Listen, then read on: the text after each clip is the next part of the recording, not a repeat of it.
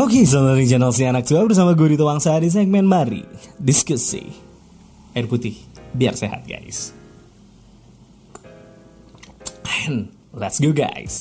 Mari diskusi.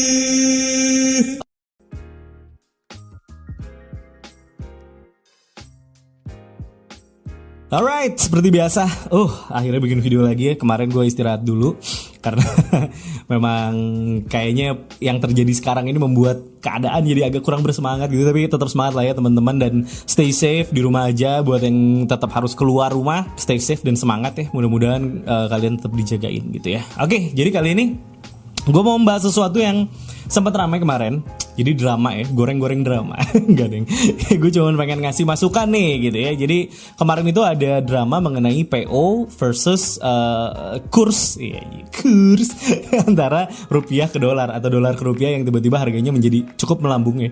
Dari 14 ribuan jadi 16 ribuan lebih. Sekarang itu kalau nggak salah udah 16.400-an. Kemarin sempat lebih tinggi juga. Dan ini merubah harga PO itu dari yang harga deal di awal itu jadi naik gitu harganya. Dan menjadi sebuah drama aja. Dan ada beberapa teman-teman yang nge-DM gue dan akhirnya nanyain, "Bang, menurut lu gimana?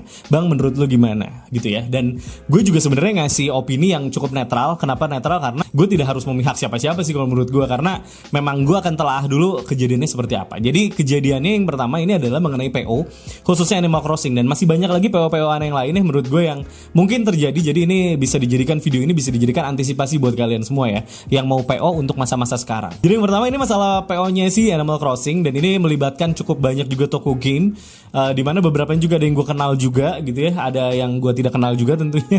Jadi lumayan ramai di forum-forum, dan sampai beberapa orang itu akhirnya nge-DM gue dan nanyain gimana tanggapan gue. Jadi kan PO itu dibuka di Januari nih runutannya. PO dibuka di Januari dengan harga katakanlah 650.000 katakanlah. Ini contoh aja ya, bukan faktanya ya. Ini contoh aja 650.000. Lalu tiba-tiba pas udah mau pembayaran, pas udah mau si game ini sampai ke rumah kalian mau dikirim, sampai ke pelunasan, itu ternyata rupiah itu berubah dari 14.000 ke 16.000. Jadi ada penambahan gitu ya. Ada kenaikan lah lumayan gitu. Dan di mana toko-toko ini ternyata kaget gitu ya. Ternyata nambahnya lumayan gede. Akhirnya mereka berusaha untuk bernegosiasi sama teman-teman yang sudah PO gitu ya, yang udah bayar, untuk nambahin sedikit biar toko nggak terlalu rugi gitu ya. Intinya sih seperti itu ya.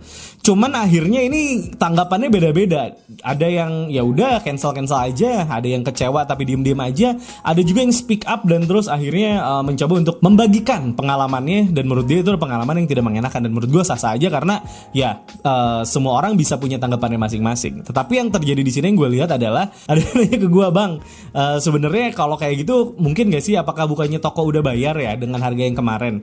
Jadi gue mau jelasin dulu bahwa memang setiap toko yang open PO itu nggak lantas mereka itu bayar di waktu mereka open PO itu.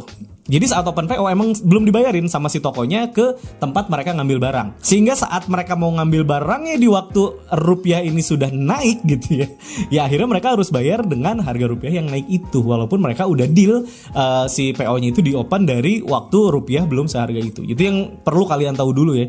Jadi kebanyakan toko, mungkin atau semua toko ya, gue juga gak ngerti. Cuman beberapa toko yang gue kontak dan gue coba untuk tanya informasinya, dan ternyata memang begitu. Jadi mereka memang open PO di Januari, tapi mereka melakukan pelunasannya itu di waktu dimana si kurs rupiahnya ini udah melambung tinggi gitu ya. Intinya seperti itu. Di sini adalah ada satu kelemahannya, itu adalah aturan. Jadi aturan kalau kita ngomongin jual beli memang kesannya sederhana ya. Jual beli ada orang yang mau jual, terus lu beli, lu bayar, selesai gitu ya. Tapi kalau udah masalahnya sama PO, belum lagi ada kaitannya dengan kursnya juga yang dipakai adalah dolar gitu ya, yang bisa berubah kapan saja, bisa jadi turun, bisa jadi naik gitu ya. Dan ada yang bilang, "Bang, kalau misalnya ternyata dolarnya rupiah ternyata terhadap dolar ini jadinya malah menguat terus diturun, kan toko juga tidak mengurangi harganya." Nah itu juga jadi tambah rame juga gitu, macam-macam. Tapi menurut gue intinya gini, ini kan force major gara-gara ada virus ini juga, COVID-19 ini juga, yang membuat angka rupiah ini melemah gitu ya.